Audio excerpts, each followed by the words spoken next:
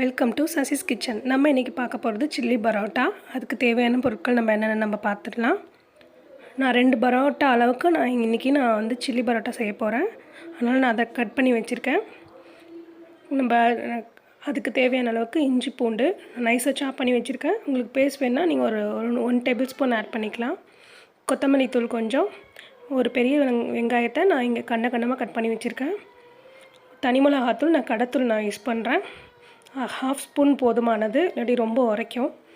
அதுக்கப்புறம் 1 spoon 1/2 spoon garam masala தூள், அப்புறம் 1 ஸ்பூன் மல்லித்தூள், அப்புறம் குடமிளகா நான் கட் பண்ணி வச்சுருக்கேன். நான் இங்கே 2 பரோட்டா தான் நான் யூஸ் பண்ணுறதுனால பாதி குடமிளகா நமக்கு போதுமானது.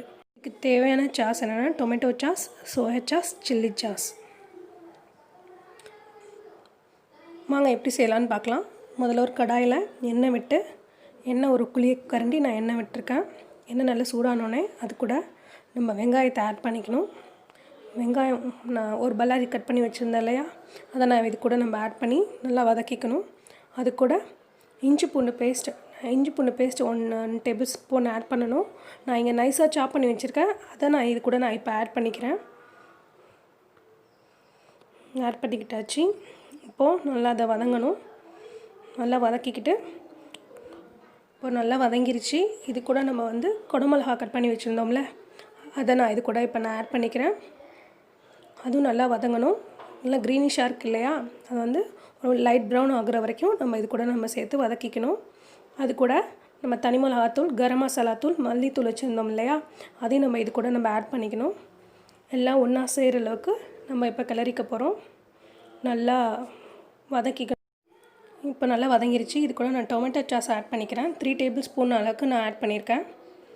அது கூட இப்போ சில்லி சாஸ் நான் 1 டேபிள் ஸ்பூன் ஆட் பண்ணுறேன்.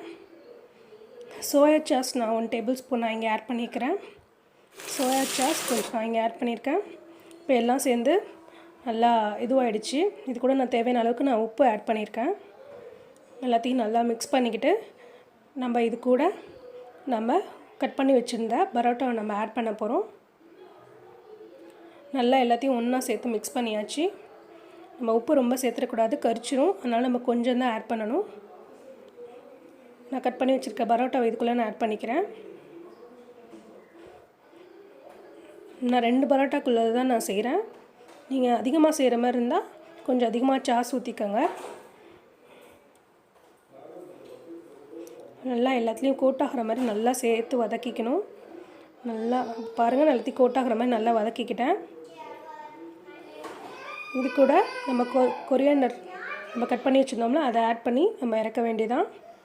இது பிடிச்சிருந்தால் லைக் பண்ணுங்கள், ஷேர்